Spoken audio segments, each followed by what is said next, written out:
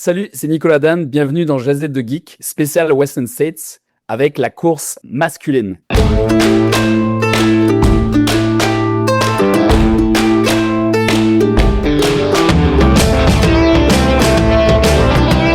Entre elles, on se jase, entre elles, on se rencontre, entre elles, on existe.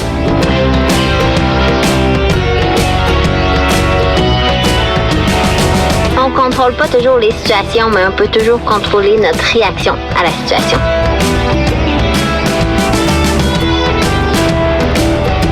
Si tu commences à te sentir bien courir un ultramarathon, fais-toi-en pas, ça va passer.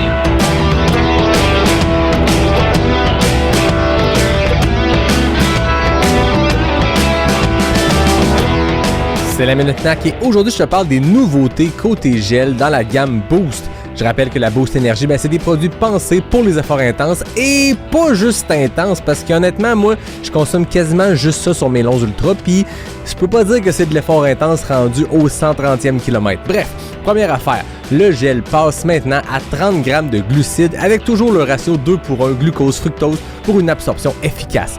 Puis là, il y a 3 nouvelles saveurs qui débarquent. La première, thé à la pêche avec 100 mg de caféine pour le focus. La deuxième, citron salé avec 250 mg de sodium pour remplacer ce que tu perds en suant. Et la dernière, menthe glaciale avec 0,05% de menthol pour rafraîchir puis donner un petit reset quand il fait chaud, genre l'été au Québec quand on se sent dans la chaleur de la Western States. Bref, encore plus d'outils solides pour les athlètes d'endurance. Pour tester ça, on va faire un tour sur le nac.com, remplis ton panier et utilise le code promo pas sorti du bois pour avoir 15% de rabais. PASSORTIDUBOIS. Bon épisode tout le monde.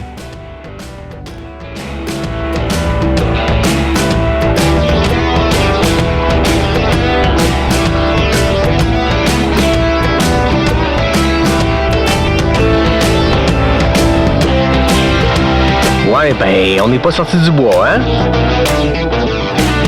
Bonjour tout le monde, bienvenue à cet épisode numéro 279 de Pas sorti du bois. La deuxième partie de la Jazette de Geek sur la Western State. On essaye ça cette année, on fait ça en 2 parties. Donc il y a 2 jours, vous avez pu entendre nos prédictions, mais surtout notre tour d'horizon de la course des femmes. Et aujourd'hui, on se lance dans la course des hommes. Tant qu'à faire un épisode de 2h40, pourquoi ne pas en faire 2 de 1h20? Je sais pas ce que ça change. Je pense que c'est moins imposant, ça fait moins peur un épisode d'1h20, mais qui sort 2 fois en 2-3 jours. Nico, bienvenue à Pas sorti du bois. Merci de me recevoir, c'est toujours le fun de venir.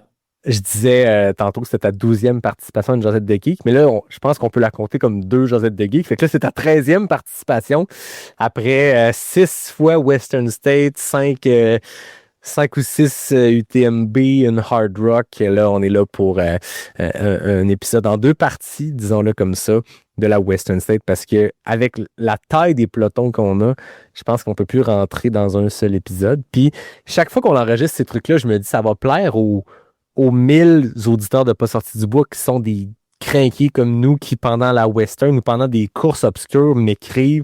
J'adore ça.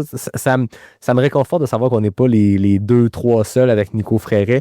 Des fois, je suis en train de courir un samedi quelconque, puis quelqu'un m'écrit « Hey, t'as-tu vu telle performance sur telle course que je connaissais pas? » Je suis comme « Yes, il y a des geeks comme nous. » Puis, à chaque fois, je me dis ça va plaire à 10% des auditeurs, ces Jazette de Geek-là. Il y en a 1000 qui vont triper, puis les autres vont faire « Qu'est-ce que c'est ça? » Et non, à chaque fois, c'est des épisodes qui sont vraiment beaucoup écoutés. Fait que je suppose que ça intéresse les gens d'entendre 2 gars suranalyser des chiffres puis des athlètes qu'ils connaissent pas. Bref, c'est ça le concept. Ceux et celles qui écoutent pour la première fois une Jazette de Geek, je vous recommande la première partie sur la course des femmes. Là, on se penche sur la course masculine, mais le concept de Jazette de Geek, c'est qu'on plonge à fond dans les têtes d'affiche, les gens à surveiller de la Western State, puis on termine avec des prédictions, puis en plus, cette année, on s'est mis un petit peu de piquant pour les prédictions. Yes. Nico, en première partie, on a parlé de ta saison 2026, de notre course ensemble qu'on a vécue en Ontario, mais il y a un sujet qu'on n'a pas parlé, parce que l'année passée, tu sais, toi et moi, on est amis depuis plusieurs années, mais beaucoup amis par distance, par rencontre en virtuel, par texto tous les jours à s'écrire des niaiseries. Mais l'année passée, on a vraiment vécu notre année de bromance, puis ça s'est surtout passé très la clinique du coureur, on est allé voir des shows ensemble, mais on a fait le QMT Live pendant une douzaine d'heures, un week-end passé au Mont-Saint-Anne avec la belle équipe, puis on parle de nous, mais on a la job la plus facile là-dedans, on est assis sur nos fesses, puis on jase. Pendant ce temps-là, il y a Marie-Ève Pellin et toute l'équipe de Tout Trail qui sont sur le terrain déployés à nous ramener de l'information, et il y a Ulysse et toute l'équipe technique en coulisses qui travaillent comme des fous. C'est vraiment une belle grosse gang, le QMT Live. Puis cette année, ils ont décidé que, l'an passé, j'entendais Charles au podcast Tout Trail dire à quel point il était stressé parce que c'est vrai qu'on se lance dans le vide de faire un live à un endroit où il n'y a à peu près pas de signal. Et ça s'est tellement bien passé qu'ils se sont dit, pourquoi refaire quelque chose qui a bien marché quand on peut se mettre encore plus dans la marde? Je blague, mais on va être en live pendant l'entièreté du QMT 135. Ça va être une très grosse journée au bureau. Mais l'année dernière, c'était une expérience, toi comme moi, je pense qu'on avait toujours, on se texte toujours pour la Western State, on dit, hey man, le setup de Dylan Bowman à Western, les commentaires, etc. Ça serait cool de pouvoir le faire un jour. Là, ouais. C'est quand on avait pitché l'idée à QMT, ils avaient totalement embarqué. Puis l'année dernière, c'était vraiment un trip de trail. Ouais. D'être avec toi, puis de jaser, genre de trail québécois pendant tout ce temps-là. On avait peur de manquer de sujet parce qu'à un moment donné, tu sais, la Western, la UTMB, ils ont des caméras sur les coureurs en continu. Nous, la nature, d'abord, les sentiers tellement techniques du QMT le permettent pas. Il n'y a pas un doute sur un bike qui va avancer dans le Mistachibo, on s'entend. Mais au-delà de ça, le couvert d'arbres, le couvert nuageux, les tours cellulaires, écoutez, c'est tellement compliqué pour l'équipe technique que même la Golden Trail, la série internationale, qui fait des lives sur les plus grosses courses du monde, ont décidé de ne pas en faire un sur le QMT parce qu'il y avait trop peur pour l'aspect retransmission. Pendant ce temps-là, l'équipe d'Ulysse puis l'équipe locale du QMT, pas l'équipe de Warner Bros. Qui gère la Golden Trail, là, l'équipe locale que Charles Miller a bâtie avec ses chums, ses contacts et nous autres à l'animation, pas peur de ça. Hein? Non. L'équipe technique, Ulysse et tout, pas peur, pantoute de faire ça, de se lancer dans le vide. Mais on a vraiment vécu un trip. Moi, un de mes bons souvenirs, c'est qu'on anticipait que ça allait marcher. On espérait que ça allait marcher. On est le pre-show, c'était facile. On était assis au massif, c'est le départ. La retransmission est simple. Le lendemain matin, on se connecte, on s'assoit dans le boot, puis on part pour 12 heures d'animation. Ça va-tu marcher? Et là, le premier coureur sort du bois juste avant Saint-Tite, le ravito. Et là, on a un coureur ou un vélo qui le suit à sa hauteur pendant qu'on a une shot de drone. Et là, l'équipe technique bascule entre la shot de drone du coureur sur ce chemin de gravelle-là et la proximité de celui qui est avec lui. Puis je me dis, c'est débile, on n'a même pas ça. 2 caméras sur un coureur à 2 niveaux. Puis ça a été de même du début à la fin. On a pu suivre, oui, le 135, mais commenter le 50, le 80. Puis cette année, on s'entend le peloton du 135 qui est complètement fou. Et on a des championnats canadiens avec des places sur l'équipe canadienne. On s'entend sur le QMT 50 et sur le QMT 80. On va commenter tout ça. On suit principalement le 135, mais bien sûr, quand le 50 et le 80 partent, on les suit. On va faire ça toute la nuit, toute la journée. Ça va être un beau gros week-end. Avec beaucoup de café. Beaucoup de café. Et on n'a pas fini parce que je pense que tout le monde autour de la table était satisfait de ce qu'on a fait l'année passée. Et s'est dit qu'est-ce qu'on peut faire pour aller encore plus loin, tu sais. Puis c'était tellement le fun les fois qu'on pouvait avoir accès à Marie-Ève puis toute l'équipe Tout Trail sur le terrain, mais on n'avait pas nécessairement, puis c'est pas une critique, on s'entend, on essayait quelque chose, puis ça s'est vraiment bien passé, mais on aurait voulu avoir encore plus de flexibilité, de faire hey, on peut se connecter avec Marie-Ève, savoir qu'est-ce qui se passe à telle place, hey, on vient de voir tel coureur sortir du ravito, Marie-Ève, as-tu vu comment il était? Puis là, je pense qu'on a des discussions, puis on va essayer d'aller encore plus souvent parler à l'équipe terrain pour aller chercher de l'info. Puis dans une nuit de QMT 135, quand on n'aura aucun visuel sur aucun coureur, ça va être d'autant plus important de pouvoir parler aux équipes terrain puis de les questionner sur comment ça se passe dans les ravitaux parce que le QMT, ça se passe dans la nuit. Là, le 135, ça se joue. Bon, ça se joue partout. Certains vont dire que ça commence à jouer au Mont-Saint-Anne, mais pour vrai, sentir des caps de nuit, c'est tout un chantier. Là. Oh oui, c'est un chantier. Donc, ça va être une très, très belle aventure, encore une fois. Là. Puis, moi, je pense qu'on est extrêmement chanceux de pouvoir avoir cette opportunité-là. Moi, je pense extrêmement reconnaissant par le QMT, Charles, puis toute l'équipe avec Jean, de nous laisser faire ça. Ouais, puis comme communauté québécoise de trail, on est extrêmement chanceux qu'un gros joueur comme le QMT décide d'investir parce que je ne connais pas les fins détails, c'est pas notre contrat, mais c'est énormément de coûts faire ça. C'est beaucoup d'investissement de temps, d'argent, puis qu'on a une course qui croit au point de le faire, ce saut dans le vide-là. Puis tu sais, je veux dire, l'équipe du QMT est allée à Black Canyon voir comment ça se faisait dans d'autres courses. Tu sais, l'équipe de Black Canyon, c'est la même qui font la Western, la Hard Rock et tout. Fait que ils ont fait la recherche, ils ont fait leur devoir, puis c'est pas pour rien que ça a bien marché l'an passé, donc on envoie plein de coups de chapeau à ces gens-là et on vous dit de vous connecter. Si vous n'êtes pas au QMT pendant cette fin de semaine-là, allez voir sur YouTube, on va dire beaucoup de choses, peut-être certaines un peu impertinentes, mais c'est pour ça qu'ils nous payent. Ça va être plus drôle vers la fin de la journée. Ouais. Et au moment où il y aura la conséquence. On expliquera tantôt pourquoi. Donc, Nico, on est là pour parler de la Western, mais avant toute chose, qu'est-ce que tu bois aujourd'hui? Là, je bois une Athletic Brewery. Très fort. On a 2 stratégies de gestion de course différentes. Hein. Moi, le marathon de 2 épisodes, je l'ai commencé avec un sans-alcool. Et là, j'ai une catnip, la IPA signature du Noctem. Il n'y a rien qui bat la catnip. Ils peuvent sortir toutes les IPA du monde, sont toutes bonnes, mais on revient toujours à la catnip. Dans ton cas, tu as la stratégie opposée. On a commencé avec la bière et on termine avec le Athletic Brewery qui font des excellentes bières sans alcool. D'ailleurs, qui commençaient les athlètes de trail il y a quelques années. Exact. Cheers, mon pote. Cheers. On avait beaucoup à dire sur la course féminine et on n'en a pas moins à dire sur la course masculine. Ouais. Scénario un peu différent. Dans l'autre épisode, tu as expliqué un peu comment les athlètes peuvent accéder à la Western States selon le top 10 qui revient, les courses Golden Ticket. Côté féminin, on a 9 des 10 femmes qui sont revenues cette année. Côté masculin, c'est un peu différent parce que cette année, le M1 et le M2, donc les 2 premiers de l'an dernier, ne reviennent pas. Caleb Olson, qui avait remporté ça en 14h11, le 2e meilleur chrono de l'histoire de la Western State. Tout ça avec le swag d'un gilet blanc troué exceptionnel. Caleb Olson qui a traversé la ligne d'arrivée et qui a pris son bébé de genre 3 semaines dans les bras après. C'était une des plus belles arrivées de l'histoire de la Western State. Et Chris Myers, qui est un gars que ni toi ni moi on avait mis dans nos top 5 l'année passée, même pas proche. Chris Myers, qui a fait 14h17, le 3e meilleur temps de l'histoire, suivi de Kylian Jornet, M3. Assez fou. Donc, M1 et M2 ne sont pas de retour. Et là, la nouvelle est tombée il y a quelques jours. Tu nous l'as envoyé un fil de conversation avec Nicolas Fréret. Seth Ruling, qu'est-ce qui se passe? Il a une fissure du labrum, je crois. Ouais. Je pense une fissure du labrum. Puis il a senti genre...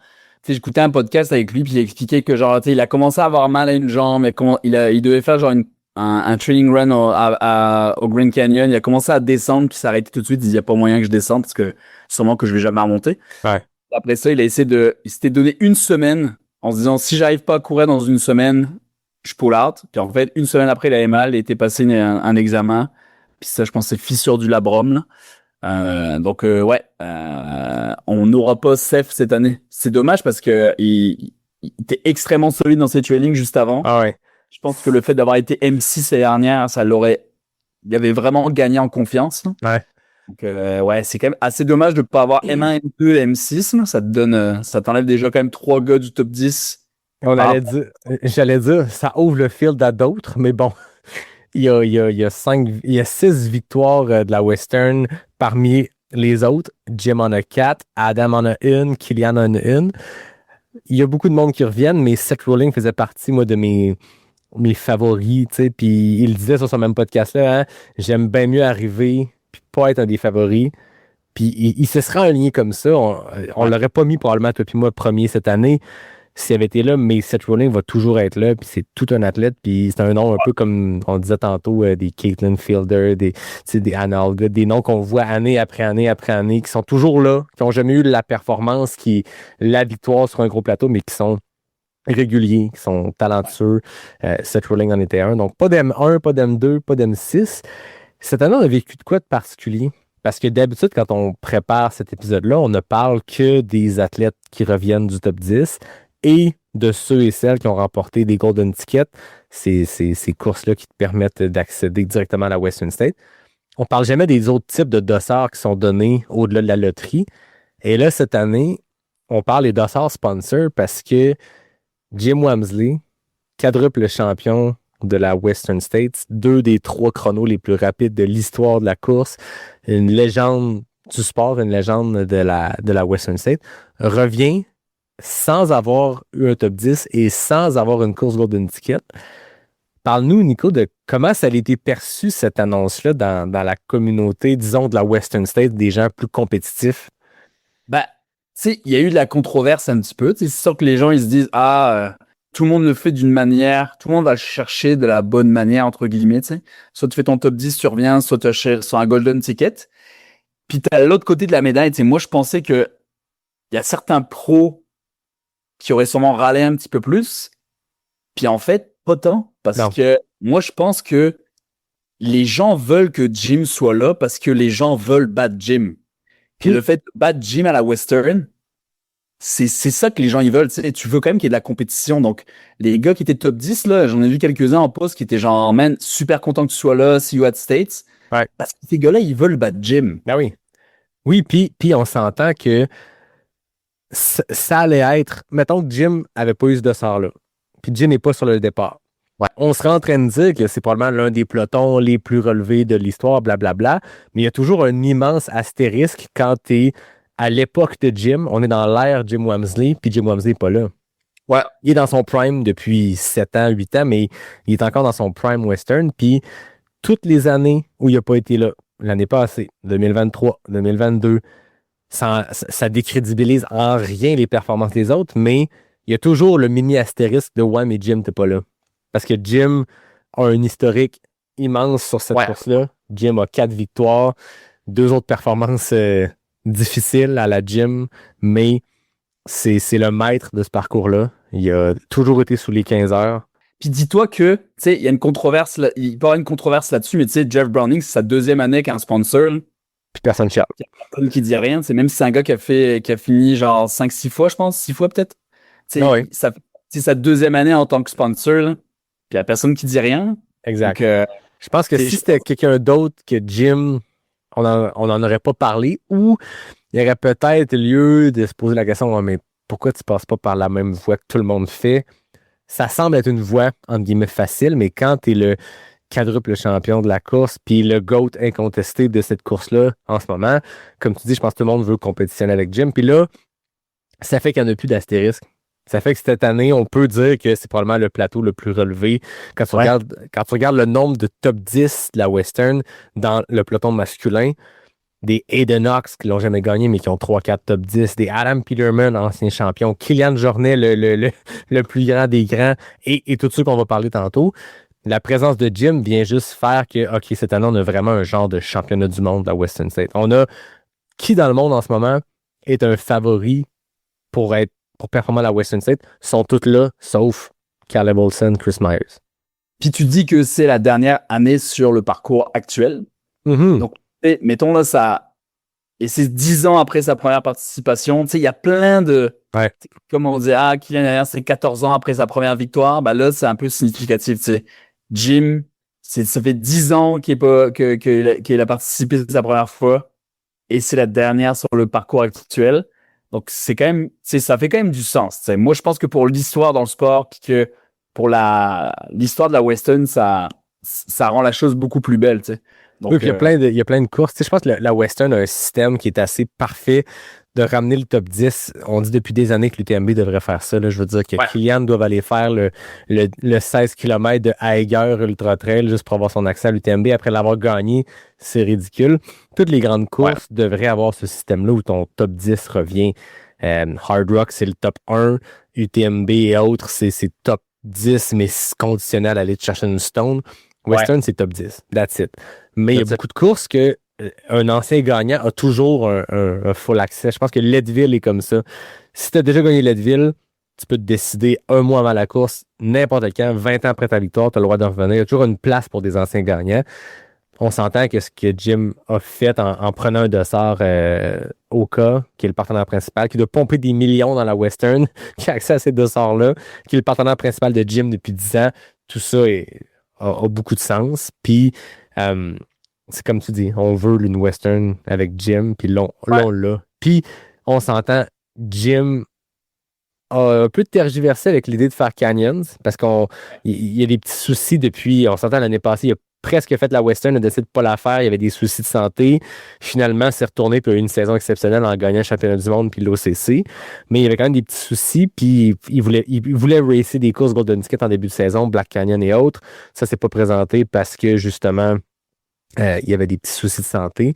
Là, il est revenu en shape, mais probablement que d'avoir couru Canyons, de l'avoir racé comme un débile, aurait fait qu'il aurait été un peu plus magané, hypothéqué. Là, en prenant le dossard sponsor d'Oka, là, on sait que Jim est en top shape. Là. Ouais, c'est ça. On va avoir notre Weston avec Jill. Voilà. On souhaitait depuis le début. Ça va être assez exceptionnel.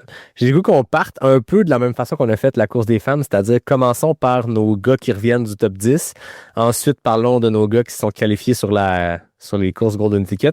Et terminons avec nos dossards sponsors, genre Monsieur Wamsley. Le premier, en haut de la liste, celui qui aura le dossard M3, un certain Kylian Jornet. 2 fois troisième sur la Western States, une fois champion en 2011. Le GOAT incontesté de la montagne en général, que ce soit sur ski, en alpinisme, en expédition longue. Dans les dernières années, on l'a vu gagner encore des 11e et 12e Sierzinal. Il est rendu avec tellement de victoires sur ces courses-là que ça n'a pas de sens. Des Zegama, des Hard Rock, du l'UTMB. Il a fait des projets solo. L'année passée, il a connecté tous les sommets de plus de 14 000 pieds aux États-Unis, donc plutôt au Colorado, mais avec des rides de vélo de 1000 km pour se rendre jusqu'à le seul sommet de genre le Wyoming, puis l'Oregon, puis la Californie. Un projet complètement fou. 1 an après avoir fait pareil dans les Alpes. C'est assez fou ce que ce gars-là peut accomplir. On en parlait un peu avant d'enregistrer. Il est blessé. Il a terminé Zegama en 42e position, une course qu'il a gagnée à 12 reprises. Une course très courte, c'est un 42 km, mais on dirait que si c'était un autre athlète, ça aurait un peu hypothéqué nos décisions probablement de prédiction de genre, mais là, 42e à Zegama, et des douleurs. On a su sur un podcast que Emily Fosberg, sa femme, a confié que Kylian a mal à son TFL. Il y a des douleurs à son TFL depuis 2012. Mais attends, moi j'ai entendu que il s'était fracturé la rotule en 2006 et que depuis 2006, il a mal au genou aussi. Ah, c'est ça. Ça fait 20 ans, guys. Puis en 20 ans, il a le palmarès que tu viens juste de nommer, tu sais. 4 UTMB, 5 Hard Rock, Western Diagonal, les mythes. Fait on dirait que c'est ça. Oui, il y a ça. Il y a une petite part de moi qui, tu sais, Kylian est connu aussi pour, c'est quoi l'expression en anglais, là? Jouer avec sa bouffe avant de la dévorer, là. Tu sais, le lion qui joue avec sa proie, qui a les vivante un petit peu avant de faire le coup de grâce. Kylian est connu pour le storytelling autour. Je pense pas qu'il ait jamais menti ou bluffé ou quoi que ce soit, mais il aime jouer un peu avec ça, puis s'il est 100% remis puis complètement top shape pour la course, il le dira pas. Il va continuer de laisser parler cette 42e position-là. Les gens vont spéculer, est-ce que Kylian est correct? Il va jouer avec ça. Il va l'utiliser à son avantage. Je pense que c'est ce qui fait que c'est le plus grand des grands. C'est les performances physiques, c'est la condition physique du gars, mais la game mentale. Mais moi, je pense pas qu'il ira. Il ira pas si il se sent pas apte quand même, tu sais, je pense. Exact. Puis, là, il l'a dit. Il l'a dit sur son Substack. Il a dit qu'il allait prendre le départ de la Western States. Puis comme tu dis... Il est en train d'expérimenter des méthodes de récupération. Je me demande ce qu'il fait, là, mais... Tu te rappelles ce que je disais à Sulphur Springs pendant mon 100 000? Là? On n'a pas traversé l'Ontario complet pour aller enfiler... On n'est pas ici pour enfiler des perles. C'est une expression que j'adore de mon ami Michael qui vient de la France, j'adore cette expression-là. On n'est pas là pour enfiler des perles. C'était mon mantra de Sulphur Springs quand ça allait mal de me dire je suis pas venu ici juste pour finalement abandonner. Fait qu'on n'est pas ici pour enfiler des perles. Kylian, il ne réclame pas à la Western pour enfiler des perles. Il n'est pas là parce qu'il y a une entente contractuelle qui doit prendre le départ. Ce qu'on voit malheureusement des fois sur des courses européennes, des coureurs blessés qui prennent le départ, qui abandonnent au premier ravito parce qu'ils ont une obligation contractuelle. On n'est pas là. Si Kylian prend le départ de Western, c'est parce qu'il croit en ses capacités de pas juste la terminer, c'est de la gagner sous les 14 heures probablement. Là.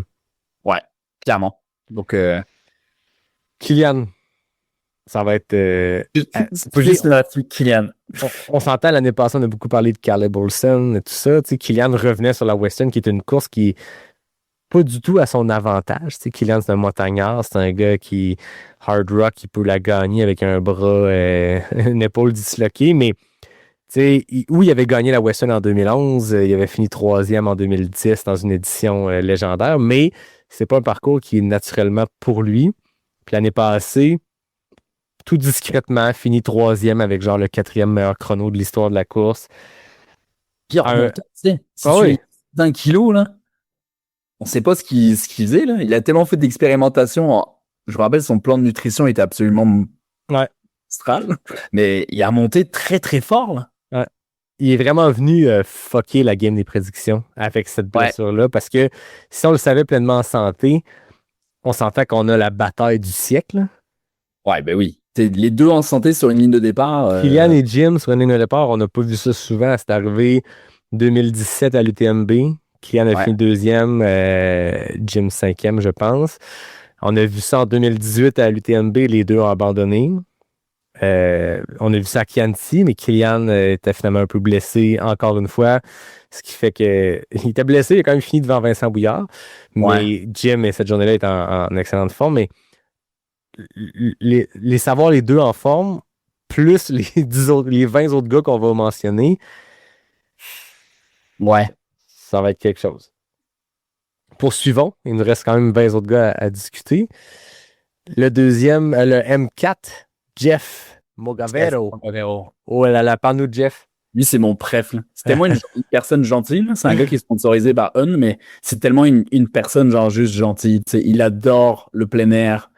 Tu sais, il a commencé le trail en faisant du backpacking, là. Il m'expliquait, là, il disait, il fait, moi, à la base, je courais pas tant, là. Puis c'est un ami à moi qui m'a dit, hey, serais-tu game de faire du backpacking pendant genre 60 kilos, puis il était en fer, puis il a adoré ça, puis après ça, il s'est dit, hey, est-ce qu'on pourrait juste courir avec notre sac à dos? C'est comme ça qu'il a commencé à aimer la course, tu sais. Puis l'année dernière, on a vu un textbook, Jeff, là, parce que Jeff est connu pour genre exécuter ses courses de manière comme une horloge suisse extrêmement genre régulier. Puis tu sais, on a tous été quand même. Moi, je savais qu'il était capable de performer quand même, mais tu sais, de faire le meilleur temps pour un débutant sur la Western States l'année dernière avec la chaleur qu'on a eue. Je pense que c'est quand même vraiment, vraiment très bon. Puis ça, tu sais, il est solide. Cette année à Chianti, ça a quand même été difficile, sa course. Là, il s'est remis en jambe. Je pense qu'il a gagné un 50 kilos aux États il n'y a pas si longtemps que ça. Donc, c'est à voir qu'est-ce que ça va donner, mais c'est dur de le jouer. Tu sais, c'est ça qui est dur. C'est dur de le placer, mais tu sais qu'il va faire quelque chose. Il va être là, mais... Il me fait beaucoup penser, je trouve, comme vibe à Rod Farvar qui avait, en 2024, qui avait failli battre Jim, on s'entend.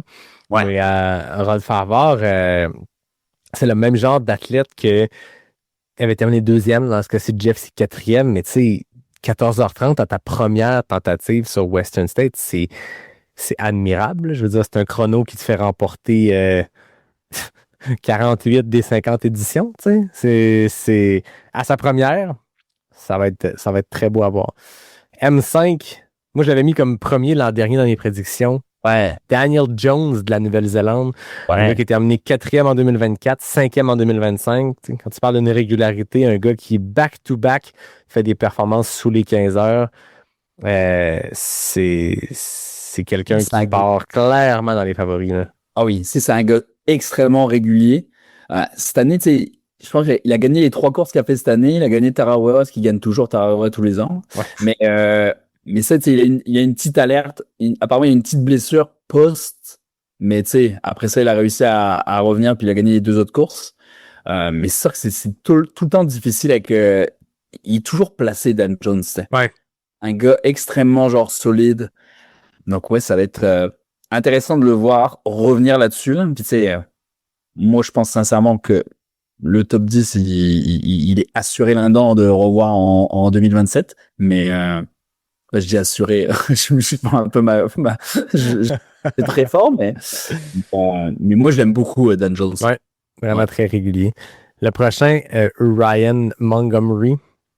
Quelqu'un qui a terminé, 20e en 2024, 7e en 2023, 7e en 2025. Beaucoup d'expérience. Une personne qui a terminé 3e à Leadville, le 100 miles. On parlait dans l'autre épisode tantôt de Ann Flower. Quand tu as terminé Leadville, ton coffre à outils est bien rempli. Ouais. Ryan Montgomery, un peu comme Riley Brady, court officiellement comme non-binaire, mais dans son cas, lui, il est dans le peloton masculin. Quelqu'un qui a beaucoup d'expérience, un gros bagage, un gros coffre à outils. C'est quelqu'un qui va toujours être là, qui va toujours bien performer, qui va toujours être régulier. Une mauvaise journée, il termine 10e, une bonne journée, il peut gagner. Tu sais, l'année dernière, là, avant d'aller à la Western, là, il avait quand même enchaîné genre Tarawa, Chianti, Canyon, avant d'aller à la Western. Tu sais, c'est pas arrivé genre frais à 100%. Là. Non, c'est ça. Ça reste que tu as réussi à enchaîner toutes ces courses-là pour arriver à la Western puis réussir à faire 7e avec le field qu'il y avait l'année dernière. Ouais.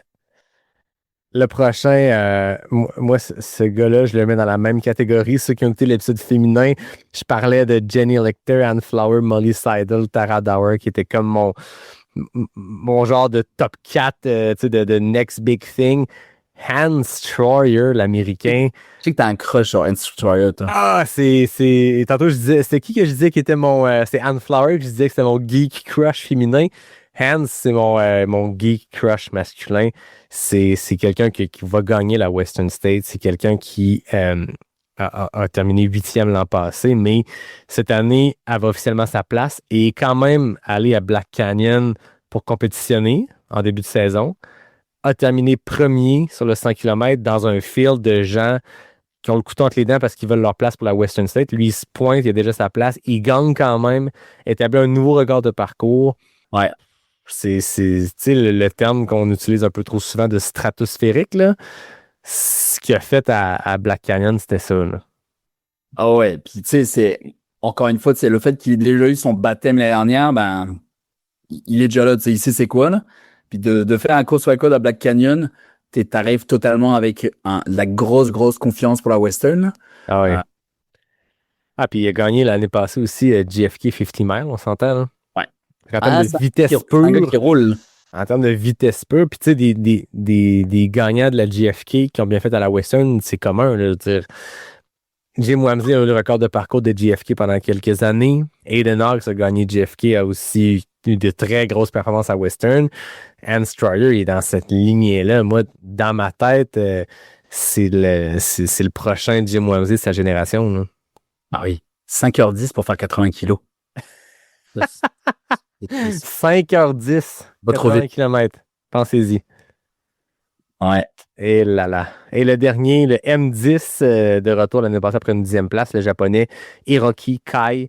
Un gars qui, mon feeling, j'espère qu'il ne nous écoute pas, mais qui a quand même eu une journée exceptionnelle. Ouais. Les astres sont alignés pour lui à la Western State parce que si on regarde ce qu'il a fait, il finit 16e à Gorge Waterfalls, un 100 kg qui a du calibre, mais pas fou. 17e Black Canyon sur le 50 km. 58e à la CCC.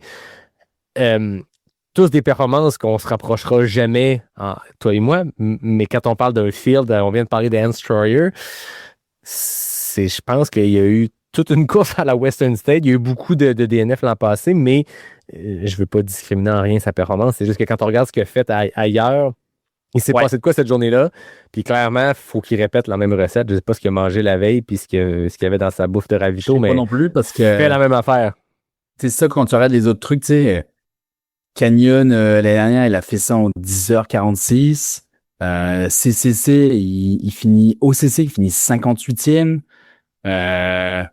Moi, j'ai dit CCC, mais CCC. Dans tous les cas, c'est ça. Cette année, il a pas fait de top 10. Toutes ses courses, ça a été genre entre la 13e et la 17e place. Ouais.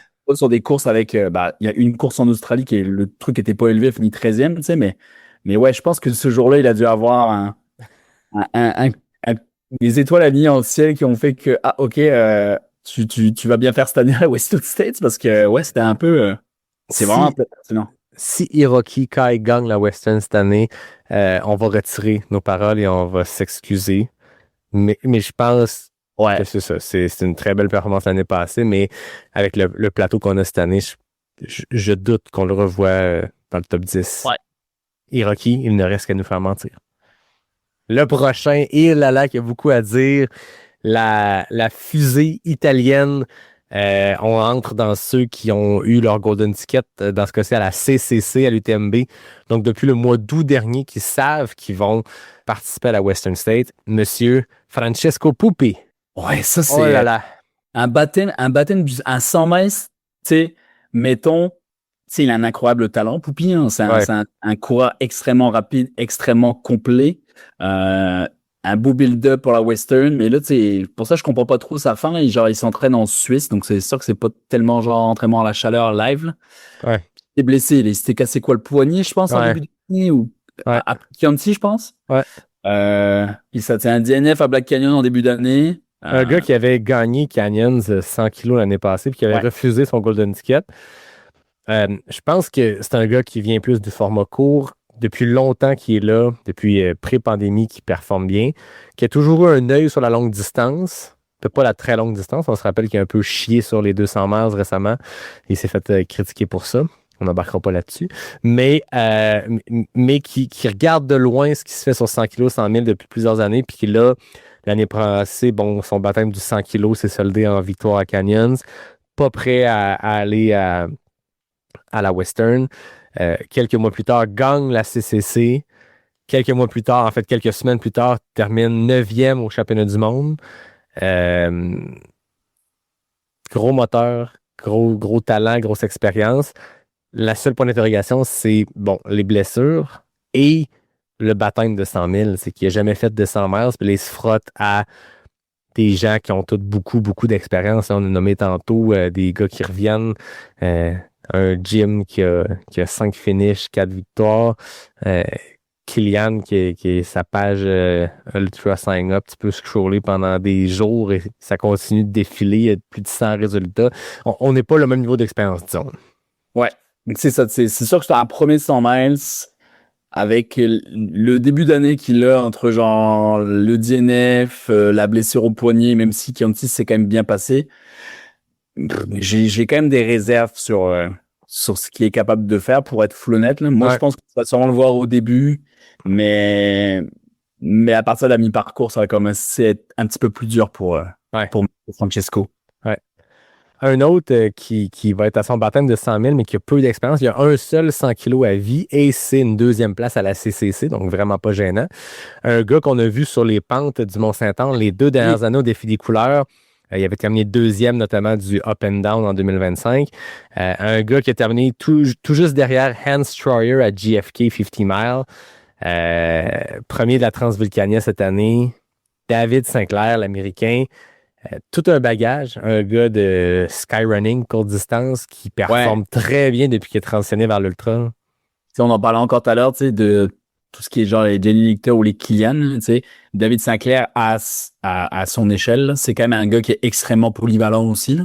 Ouais. C'est capable de faire des up and down, genre extrêmement rapides, des 80 rapides, puis d'aller sur du 100, puis d'être capable de faire des podiums à la CCC. Ouais. Quand même hâte de voir ça sur un 100 miles, tu sais, son début de saison, ça a quand même été crescendo, tu sais, elle a commencé par un 25, après ça, elle est montée sur un 73, mais montagnard, tu sais, la Transvulcania, c'est pas roulant comme la Western. Non, c'est souvent la course les gens qui veulent piquer à l'UTMB vont souvent aller faire Transvulcania. Moi, j'ai trouvé ça assez étonnant quand même comme choix, là. Mais tu sais, il réussit à gagner genre devant des Peter Angad, devant des Nadir Marguet et Ben Diman.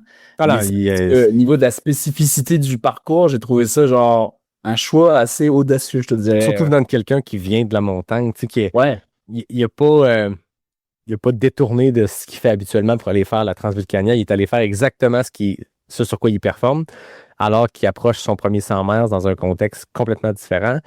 Il sera probablement le premier en haut de la montagne après 5 km de course.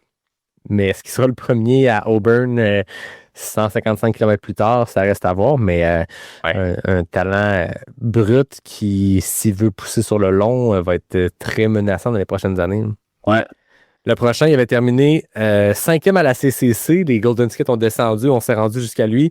L'Américain Jeshurun Small, un gars que j'aime beaucoup aussi. S'entraîne beaucoup avec avec Seth Ruling, qui Et Paul the Boys.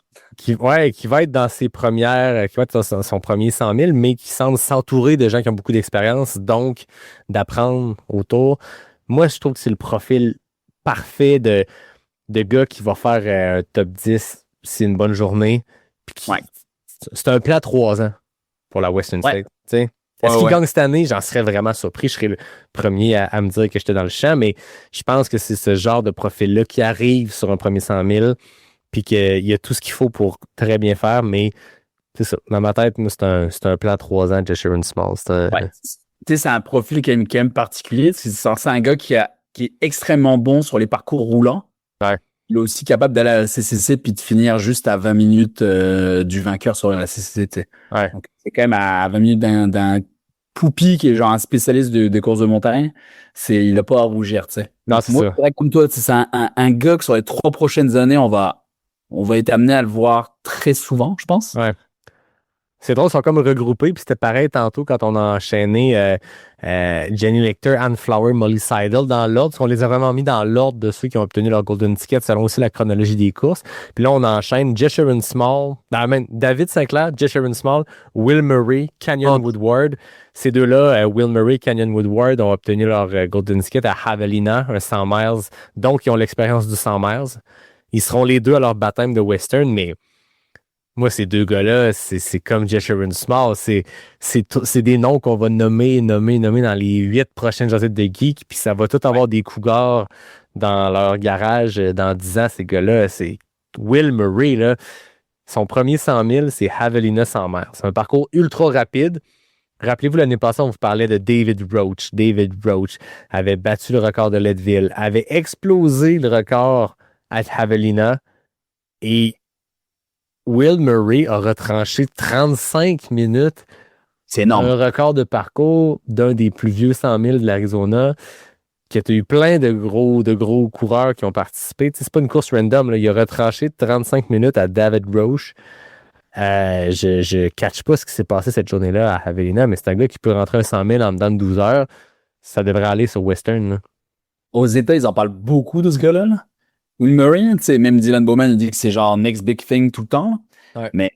Mais non, pour mettre 35 minutes à un David Roach qui était quand même à son prime à ce moment-là, on va se dire. Là, c'est vraiment down, mais il était à son prime. Là. Donc, mettre 35 minutes, c'est absolument énorme. Ouais. C'est vraiment pas une marge tellement petite. Là. C'est monstrueux.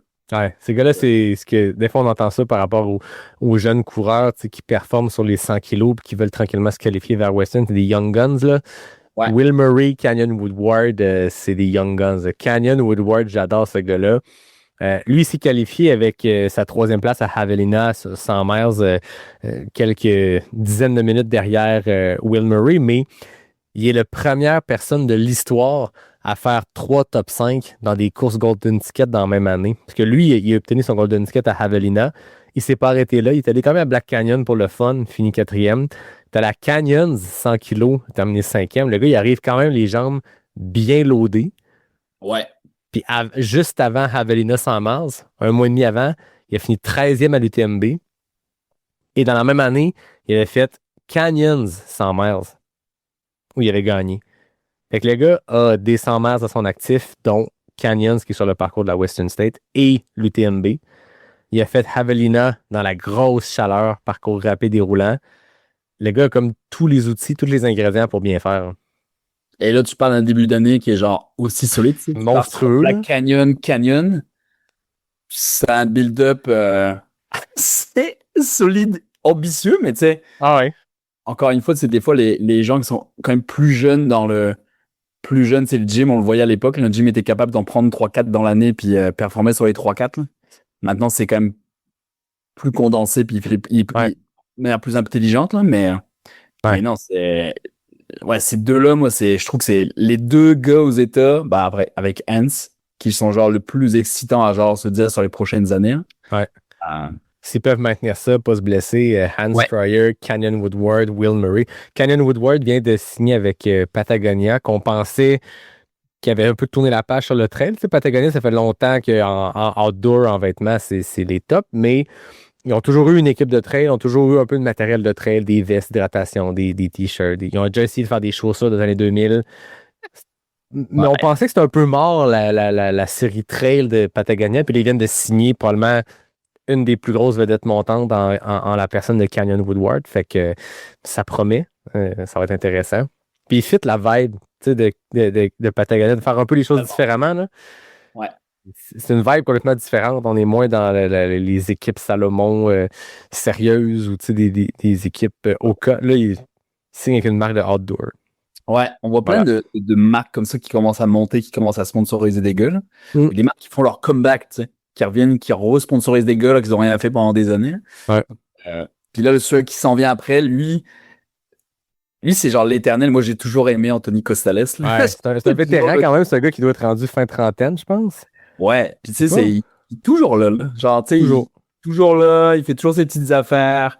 Comme un podium à la Western State en 2023, là, c'est pas gênant. Il sait comment se rendre au bout de ces courses-là. Là. Je me rappelle qu'en 2023, il faut retrouver dans les archives encore qu'on regarde. Là. Mais je pense que j'en avais parlé. Parce que ça fait longtemps que je me dis que lui, là, c'est quelqu'un qui est bon. Puis cette année, il y a ça, un build-up, genre, tu sais, il a quand même fait Black Canyon, il a fini 2e, cherché son ticket là-bas, puis après ça, il a été faire un petit tune-up à Gorge Waterfall à 50 kilos. Donc, tu sais, il finit à 4 minutes de Hans à Black Canyon, tu sais. Donc, ouais. C'est un gars qui borne depuis longtemps. Là. Depuis 2013, il y a des résultats de trail. Beaucoup dans la courte distance, mais sa transition vers le long a bien marché. Fait que c'est un gars qu'il faut toujours considérer. Il est toujours là. Ouais. 3e à Black Canyon, c'est là qu'il a obtenu son golden ticket. Trayson Knopp. Ouais. Baptême de 100 000 quand même. Il n'en a jamais fait, mais il a bien fait à Black Canyon. Il a bien fait à Eiger sur le 70 kg. Je le connais pas beaucoup. Je sais juste qu'il vient de l'Alaska.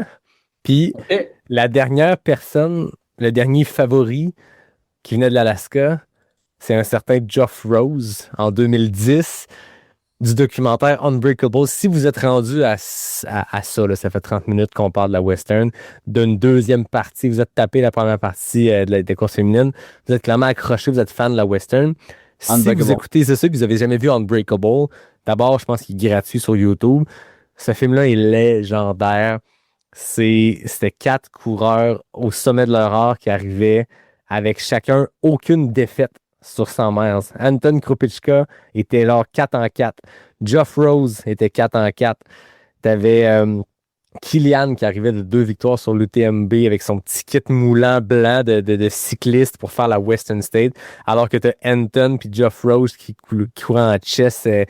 La barbe, je veux dire, il va y avoir de la faune qui vivait dans ces barbes-là. C'est des gars qui vivaient dans leur pick-up, qui campaient sur le parcours. C'était une époque complètement différente de la Western. Et pourtant, tous ces gens-là avaient performé. Tu avais Hal Kerner qui était le champion en titre de la course. Puis le documentaire suit ces 4 coureurs-là à l'approche de la course. C'est un des meilleurs documentaires. Je pense que c'est le meilleur documentaire de trail ever. Faut écouter ça la veille, la course, tu vois. Geoff Rose venait de l'Alaska. Fait que là, moi, quand j'ai vu que Trayson Knopp venait de l'Alaska, j'ai fait faut pas parier contre un gars de l'Alaska parce que le dernier qui a été là, ça a bien été. Voilà, est-ce que tu l'as mis dans tes prédictions? On va le voir tout à l'heure. On va tout à l'heure. Le prochain, tu le connais-tu? Jordan Brumblett? Jordan Brumblett, pour être fou honnête avec toi, non. Ça ne dit pas. 5e à Black Canyon. L'année d'avant, il a fini 34e à Black Canyon. Ça va être son baptême de 100 miles. Pourrait causer la surprise, mais j'ai essayé de chercher. Il n'a pas un palmarès genre de fou. Là. À part sa 5e place à Black Canyon cette année, les autres, c'était un DNF, 34e place à Black Canyon. Donc, ça va être intéressant à regarder ça. Ouais. Des gars qui pop de même, là, c'est un peu comme les deux prochains. Avec un 904 du TMB score, c'était genre, OK, toi. Ouais, il sait comment faire ça. Là. Mais les deux prochains de la liste, c'est un peu comme Jordan Brumblett. Le Jacob Banta, il a fini 2e à Tarawera, derrière Daniel Jones, qui lui avait déjà son ticket pour la Western. Un gars de la Nouvelle-Zélande. Ah non, c'est pas vrai, c'est un Américain, Jacob Banta. C'est un Américain. Ça va être son baptême de la Western. Il y a 100 000 à son actif. C'est une 24e place en 2019. C'est back in the days. Depuis, il a fait 7e à Tarawera en 2025, 2e cette année, 5e à Gorge Waterfalls il y a quelques semaines sur le 50. Donc, un beau build-up. Un athlète qui a de l'expérience. J'ai hâte de voir. Ouais. Ça va être souvent des gens comme ça un peu dark, là, qu'on sait Ouais. pas trop d'où ils viennent. Mais On sait pas trop d'où ils viennent, mais ils pourraient bien faire. Puis ça pourrait être un nom qu'on entend parler à Robinson Flat en fait. Puis tu te dis, quoi? Ouais. Jacob Benta? Who? Jacob est là. Jacob est là. Le prochain, c'est un peu la même chose. C'est un Néo-Zélandais qui a fini 3e à Tarawera, qui a eu son Golden Skit là-bas. Max Jantic. Il y a un seul 100 kilos à vie et il l'a fait cette année en avril à Tarawera. Donc, on peut se permettre de poser la question sur l'expérience du gars, mais Ouais. il y a une performance sur laquelle on peut juger. Donc, spoiler alert, il n'est pas dans mon top 10 de prédiction, mais c'est un nom qu'on pourrait retenir puis voir arriver encore là, passer à Robinson Flat, faire ah ben, salut Ouais. Max, on te connaît pas. Alors, on va parler d'un gars que notre ami Nicolas Fréret pourrait nous en parler pendant des heures. Là. Alors, on arrive sur le top 5. Les 5 derniers dont on veut vous parler qui ont obtenu les Golden Tickets, c'est 2 personnes à Chianti, qui avaient un gros peloton, et les 3 de Canyons, qui sont le plus gros top 3. C'est out of this world ce qui s'en vient, mais après 3 gars qu'on connaissait peu, là, on entre sur des noms qu'on connaît. Thomas Cardin, un Français. En fait, les 2 qui ont obtenu leur Golden Ticket à Chianti, c'est des Français. Thomas Cardin, quand même immense expérience. Hein. Ah, Thomas Cardin, moi, je pense que c'est un des meilleurs coureurs de trail du monde. Ouais. Dès qu'il fait une course, c'est très, très rare qu'il gagne pas quand même. Ouais. J'étais surpris quand même de le voir à la recherche de Golden Ticket comme ça, d'une place pour la Western, puis de l'accepter parce que il n'a jamais fait de 100 miles. Chianti, c'était sa plus longue à vie. C'est un gars qui a gagné les Templiers. Il a gagné la Saint-Élion à 3 reprises. Il a fini 4e de l'OCC, 3e du Marathon du Mont-Blanc. Ouais. Chianti, c'est sa plus longue à vie. Il l'a gagné. C'est une grosse performance. Puis, dès qu'il a gagné un premier 120K, boum, ça va sur 160 dans la Western, dans les canyons californiens. C'est vraiment surprenant comme build-up, je trouve.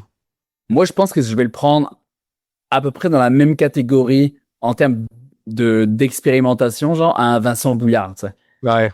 Bouillard est venu, mais tu sais, on savait très bien qu'il performerait pas là-dessus, même s'il avait gagné l'UTMB. C'est quand même rare de se dire que quelqu'un qui gagne l'UTMB, tu le vois venir sur une autre course, tu te dis, ah ouais, toi, mettons, je te mettrai pas dans la gagne. Je trouve que c'est très, très rare qu'on puisse faire ça. Un peu comme Ludo Pomeray à sa première Western. Mathieu, on le voyait bien faire. Il a fait très bien. Il a fini 7e, c'est exceptionnel. Mais est-ce qu'on se disait Mathieu va gagner la Western après ce qu'il a fait à l'UTMB? Pas nécessairement. C'est tellement des compétences différentes. Mais Vincent Bouillard, c'est le prochain dont on va parler, a eu une course dure l'année passée. C'était qualifié avec Chianti, ADNF, la Western State, et là, de retour via Chianti.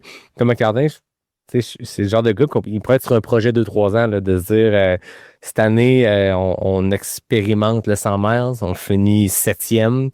L'an prochain, on n'aura peut-être pas le même discours à son sujet. Là. Ouais, moi, je m'étais mis quand même des dog horse un peu, là, puis je me suis dit que Thomas Cardin, tu pourrais le voir. On va quand même le voir, tu sais. Ouais. On va le voir dans certains contextes, mais c'est pareil, comme tu disais. Moi, je le mets dans la même catégorie que Vincent Bouillard. Ouais. C'est Vincent Bouillard, elle a eu le DNF, alors que, tu sais, on a eu un gros breakthrough l'UTMB. Ouais. On l'avait arrivé à Chianti, avec la bataille légendaire avec Jim et Kylian. Mais j'ai hâte de voir Vincent, voir comment est-ce qu'il va se situer sur une deuxième Western. Ouais. Ça va être intéressant. Vincent Bouillard, bon, premier UTMB, je pense que c'est la victoire de l'UTMB la plus surprenante et la plus belle des dernières années. 10e quand même au championnat du monde. C'est pas négligeable. 3e à Chianti et en 2025 et en 2026. Entre-temps, il a aussi fini premier à Kodiak en 2024, quelques mois après l'UTMB. Tout un athlète. Je suis surpris de le voir revenir encore. Tu sais, le gars, il gagne l'UTMB. Clairement, il a des compétences physiques pour performer sur ce genre d'épreuve-là. Et il n'a pas refait ça, un 100 miles montagneux, depuis. Non. Donc, ça, peut-être, il se dit, je veux explorer la fibre vitesse avant de remonter dans les montagnes. Ou il se dit, je peux pas faire mieux. J'ai fait un 100 000 montagneux, j'ai gagné l'UTMB. Qu'est-ce que je peux gagner à le refaire? Je sais pas, je blague, je spécule, mais c'est curieux de le voir autant s'écarter de ce qui lui a bien fonctionné, mais c'est intéressant de le voir. Puis je pense que c'est un gars qui est très analytique. Probablement que ce DNF-là l'an passé le ressasser dans sa tête à maintes reprises pour trouver qu'est-ce qui a marché, qu'est-ce qui n'a pas marché. Puis c'est un dark horse cette année. Nos deux Français, il n'y en a pas beaucoup de Françaises de cette année à la Western. Il y a Thomas Cardin et Vincent Bouillard.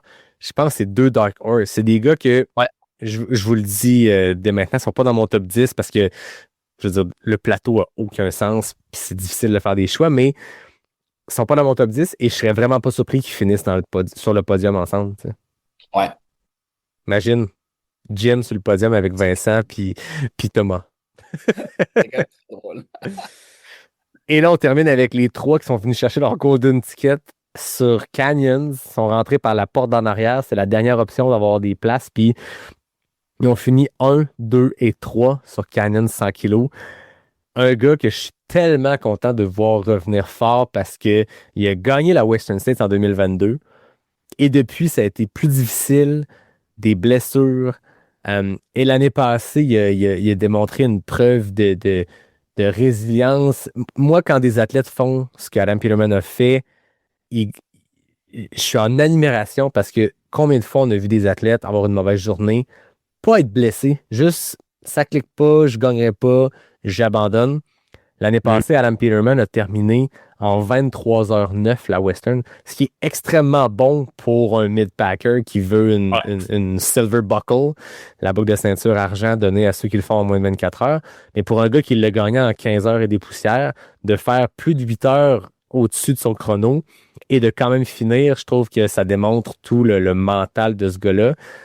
Fini 49e l'année passée, revient cette année et gagne Canyons devant un peloton assez débile. Il va être dangereux, Peterman. Il va être dangereux, là. Puis ça, c'est une belle histoire, là. Tu sais, souvent, les athlètes, c'est ça. Quand ils voient qu'ils performent pas, ils vont tirer la plug pour se dire, hey, j'ai une autre course dans 2 mois, je vais pas m'hypothéquer à faire ça. Adam revient, puis moi, quand j'ai regardé cette course-là, ça m'a fait penser, genre, ça m'a remis en arrière de me dire, l'autre devant nous, on a un peu des talents générationnels, là. On a du Adam, du Zach Miller, du Aiden Hawks, c'est genre les athlètes qu'on regardait il y a genre des années courir en trail, puis maintenant on sait que dans le sport tout va vite, puis t'as beaucoup genre le nouveau crack qui arrive tous les ans, la nouvelle perle du trail qui vient performer, et là on a eu un vintage trail running, là, on a eu c'était comme si on était de retour en 2019. Donc, oui.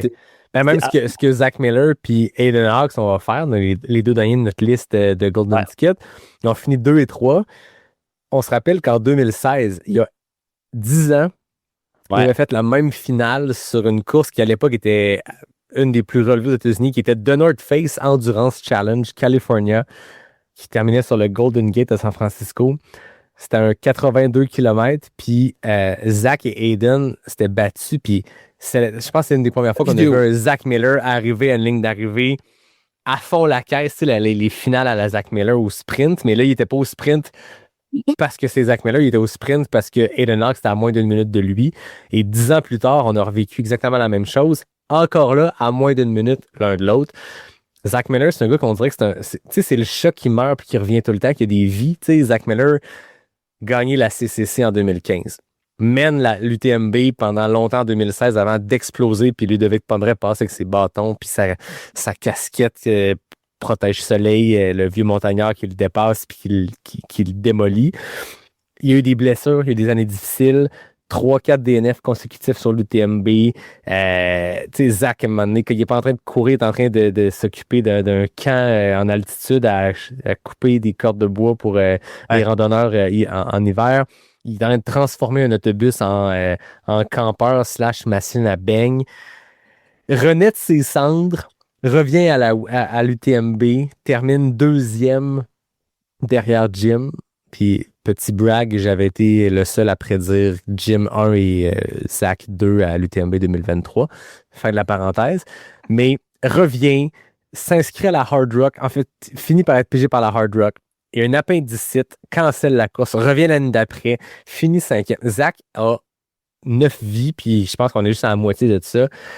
Zach Miller va être pour la première fois sur la Western State, qui était assez fou pour un gars de son calibre et de son expérience.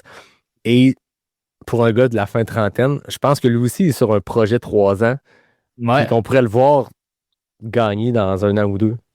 Moi, je pense qu'il s'est dit, hey, il manque quelque chose là. Il faut que je fasse la Western. Puis c'est assez fou de se dire qu'ils ont réussi les trois ont réussi à se qualifier sur la même course. Tu sais. Ouais. C'est incroyable. Puis je conseille aux gens qui n'ont jamais regardé la vidéo Aiden Hawk, Zach Miller, North Face de regarder ça. Si tu regardes ça le matin, tu vas sûrement avoir une journée assez motivante, je te dirais. On a de pas reproduire à sa maison, par contre. Ouais. Ah non. Parle-nous de Aiden Hawks, qui, de ces trois-là, celui qui a le plus de finish à la Western State. Ben ça, c'est pareil. Lui, c'est l'éternel gars qui va toujours être là. T'sais. On sait très bien qu'il va avoir un rôle à jouer dans la course. Ça va être quoi? T'sais? Est-ce que ça va être le gars qui va dynamiter la course dès le début? Parce que moi, je pense que si tu dois gagner cette course, il faut que tu fasses sauter le truc. Ouais. Je pense pas que faut que tu sois quelqu'un qui soit extrêmement stratégique sur la Western State, surtout dans la course des gars. Moi, je pense que la course des gars, c'est celui-là qui va tirer le plus vite. Ouais. Mais je pense que Aiden, il a toujours prouvé il a toujours été un acteur de la Western States. Il n'a jamais été un spectateur à finir genre 7-8e, puis tu sais, dans ses pantoufles. Ça a toujours été un gars qui a été animateur de la journée. Puis je pense que cette année, ça va être exactement la même affaire. T'sais, sinon, il aurait pas été chercher un golden ticket s'il avait pas envie de y aller. T'sais. Non, puis tu sais, c'est quelqu'un qui un peu comme Jim, un peu comme Zach, est dans la fin trentaine. Ouais. Des courses comme l'UTMB, la Hard Rock, on va voir des gens de 40 ans la gagner.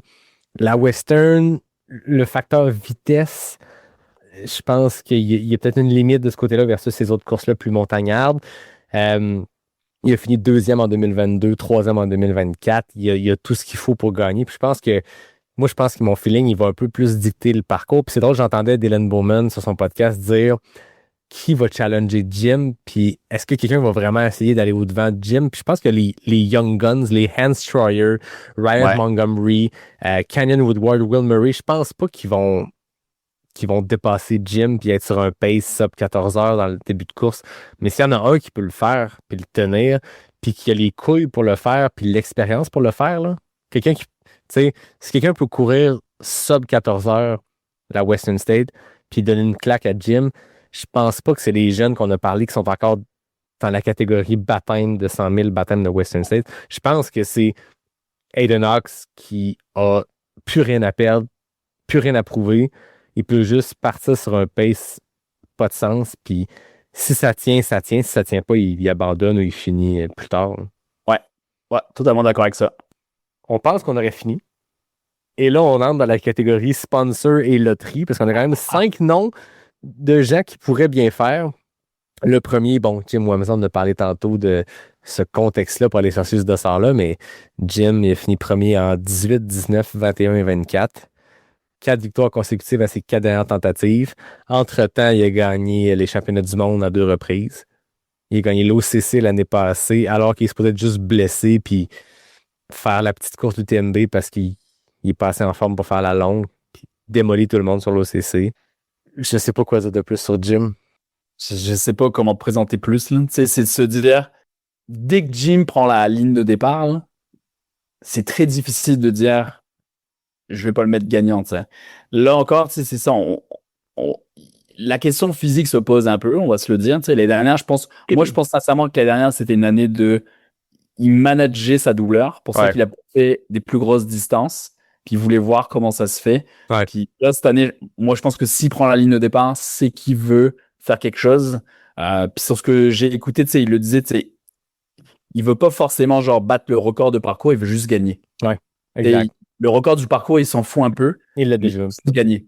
Ouais. Donc, alors moi, que je pense que jeune Jim 2017-18 était en mode, je vais pas juste gagner, je vais écraser la compétition parce que en 2017-18, quand il gagnait en 14h09, 14h30, il y avait 1h30 d'avance sur le deuxième, qui était François Demme. T'sais. Là, aujourd'hui, il gagne en 14h13, 14h11 en 2024. Rod Farvar est dans ses shorts. Là. Ouais. Il n'est jamais arrivé que quelqu'un l'avait suivi de proche. 2019, je pense que Jared Hazen était 20 minutes derrière, qui était quand même à l'époque le deuxième chrono le plus rapide de l'histoire, mais 20 minutes derrière. Mais récemment, il y a du talent au pied carré, puis les gens sont dans ses shorts. Fait que, comme tu dis, il n'est plus en mode je vais dicter la game, puis je vais partir une demi-heure d'avance après un ravito. Je pense que la game a changé, mais je pense que Jim, c'est le boss final. Ouais. Je pense que C'est pour c'est ça l'homme que à battre.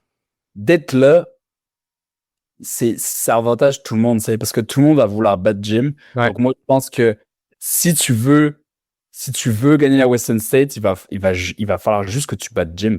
Moi, je pense que ça va juste être ça. Puis lui, il le disait dans les entrevues, il dit, moi, j'ai une seule faiblesse. C'est coquille comme il est, on le connaît, là. Ouais. Il dit, j'ai une seule faiblesse à la Western States. Il dit, c'est mes ravitaillements. Ouais. Et il y a plein Il est là. d'images sur Internet que je revenais là-dessus, que je voyais que il y a des ravitaux, genre les gars, ils passaient genre limite en 30 secondes. Puis Jim, lui, il s'asseyait sur sa chaise, il changeait ses chaussures, etc. Parce que le gars est assez confiant pour se dire, ah, mais c'est pas grave.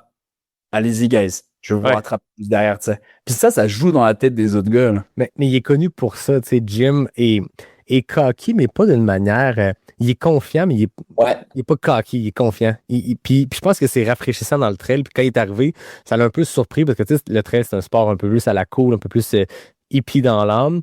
Puis ce gars-là qui arrivait, qui était pas cocky, mais qui disait « Je vais gagner en fin de semaine. » Ouais. Puis qui show up, puis c'est ce qu'il faisait. Mais je pense que sur le terrain, pendant la course, il joue dans la tête des gens, c'est le maître. Tu sais, tantôt, je disais jouer avec sa bouffe avant de dévorer. Là. Jim, c'est ce lion-là. Là. Jim, je veux dire, à l'OCC, là, son dépassement en fin de parcours, là, je veux dire, il savait depuis 10 km qu'il allait le faire, puis il attendait juste l'attaque au bon moment. Puis à la limite, il a prévu l'attaque au moment où il savait qu'il y avait une caméra proche pour pouvoir le voir. Tu sais.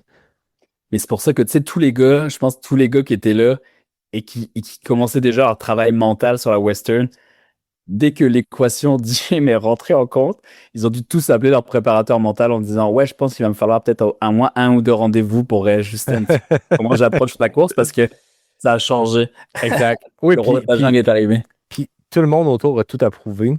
Jim n'a plus rien approuvé. C'est ça. Donc, ça va être intéressant de voir la stratégie des gens. Tu sais, tu as des Jeff Mogavero, Daniel Jones, des gars d'expérience que je m'attends à ce qu'ils soient patients, qu'ils laissent la course avancer un peu, qu'ils se tiennent peut-être pas loin de Jim, mais y a-t-il un gars dans la gang qui va partir et qui va mettre 10 minutes à Jim après 30 kilos? Ça se peut. Eh ben, tu sais quoi? Moi, je peux te dire qui c'est qui va le faire. Moi, je sens que Poupy va faire ça. Tu penses? Ouais. Je pense qu'il est assez audacieux pour se dire genre... Puis je pense qu'il connaît assez Jim parce qu'il s'en a mis. Ouais. Moi, je pense que s'il y en a un qui va vouloir faire ça et faire sauter le bouchon super vite, ça va être lui. Ouais. Puis si ça tient, il gagne, tu sais. Je pense que c'est ça, tu sais, parce que si tu mets Jim sous pression et que Jim, il continue de prendre plus son temps au ravito, etc., et que devant, t'as un gars qui fait ça super vite, il peut prendre tellement de temps, puis vraiment, tu le rattrapes pas ton temps, là. Quand t'as genre 30 minutes de retard sur un dude, t'as beau être Jim. Ta seule espérance, c'est que l'autre pète. Ouais, voilà. Si on finit rapidement sur nos athlètes sponsors et loterie, on a quand même 2 autres sponsors qui sont des candidats de talent. Tu sais, Jupiter Carreras Casas, le Mexicain, il a fini 17e en 2024, mais c'est le gars qui a fini 6e à Black Canyon en 2026 puis 2e en 2024. Grosse expérience quand même. Là, tu sais, c'est quelqu'un qui aurait pu très bien rentrer via des Golden Tickets. Là, c'est ce qu'il a fait en 2024. Fait qu'il y a le Mexicain. Il y a Jeff Browning, qui est à ce jour la 2e personne sur Terre avec le plus de victoires sur 100 miles, avec 31 quand même. Hein? Jeff Browning, qui est rendu à la 50aine avancée, mais qui est tout un athlète. Il est terminé 11e à Cocodona cette année. On sent que peut-être l'âge rattrape Jeff Browning. Il est rendu à 54 ans, je crois. Donc, on le sent que contrairement à Ludovic Pomerel, lui, ça le rattrape parce que il y a quelques années, il faisait encore des top 10 easy à la Western, consécutifs, back à back à back. C'est un gars qui a fini 6 fois la course dans le top 10. Depuis 2 ans, peut-être c'est plus difficile. Je veux dire, il a 54 ans, puis ça demeure une légende du sport, mais y a-t-il encore la vitesse pure pour suivre les Poupy, Canyon Woodward, Will Murray de ce monde? Je sais pas. Ah, tu vois, il race beaucoup moins aussi, tu sais, donc c'est quand même un indicateur de te dire, ouais, je pense que, tu sais, quand tu passes de faire 5-6 courses par année à faire une course par année sur les 3 dernières années, genre, c'est sûr que c'est un petit indicateur. Ouais. Si vous aimez cette vibe-là de course un peu plus old school, écoutez n'importe quel podcast que Jeff Browning a fait. C'est un gars c'est un coach d'expérience aussi. Il vit de ça. Son métier dans la vie, c'est d'être coach. très intéressant à suivre. Sinon, les deux autres que j'ai notés, John Kelly, qui a été pigé à la loterie. John Kelly, c'est un triple finisher de la Barclay. C'est quand même quelqu'un d'expérience. Je pense pas du tout que la Western est son genre de parcours. C'est peut-être une opportunité plus bucket list pour lui. C'est moins son profil. Mais encore là, tu me dis, hey, John Kelly finit 9e de la Western. Je suis pas si surpris. Ouais, moi non plus. Mais Dans une édition où tout le monde pète, là, parce que Poupy, puis Wamsley, puis Eden Hawks, ça s'en donne à cœur joie. Puis tout le monde pète. Je serais pas surpris que John Kelly fasse son petit bonhomme de chemin et rentre ça en 17 heures, fini 9e. J'ai hâte de voir ta prédiction dans 10 minutes où tu vas me dire John Kelly 9e. Le dernier que j'ai mentionné, Justin Grunenwald, je le connaissais peu, mais c'est un peu qui a fini 2e à Desert Rats, 2e à Leadville 100 miles. Fait que tu sais, bonne expérience quand même. Un historique du sport aux US, là, je te dirais. Ouais. C'est toujours été un gars qui a toujours été là dans les courses, puis toujours placé, tu sais, même quand il était top 10, tout ça, genre Bandera, etc. Toujours là. Ça a quand même été un gars, ça qui a quand même été précurseur quand même. Ouais. Fait que, Nico, c'est l'heure des prédictions. On prend une pause, un message d'un partenaire, puis on s'en parle de l'autre côté. Quand on pense à la Western States, on pense toujours à la chaleur. Les canyons californiens, le soleil qui tape fort, les températures qui grimpent au-dessus de 35 degrés, mais chaque été, au Québec, on se ramasse toujours à vivre ça en juillet ou en août. Puis il y a des bonnes chances qu'à un moment donné, tu vas participer à une course qui va tomber en pleine canicule. Quand il fait chaud, la performance, c'est pas juste une question d'entraînement, c'est aussi une question d'équipement. Et Altitude Sport a tout ce qu'il te faut dans une grande diversité de marques. Des lunettes de soleil Oakley ou Julbo pour protéger tes yeux, un bandeau léger Buff ou On pour gérer ta transpiration, une veste d'hydratation Salomon ou Rab pour transporter suffisamment d'eau sans te ralentir. Puis pour ceux et celles qui n'ont pas peur du style, il n'y a rien comme un bucket hat, CLA ou Outdoor Research pour éviter les coups de soleil. Puis comme toujours, Altitude Sport rend ton magasinage simple. C'est une entreprise canadienne basée à Montréal, 100% en ligne avec plus de 400 marques premium.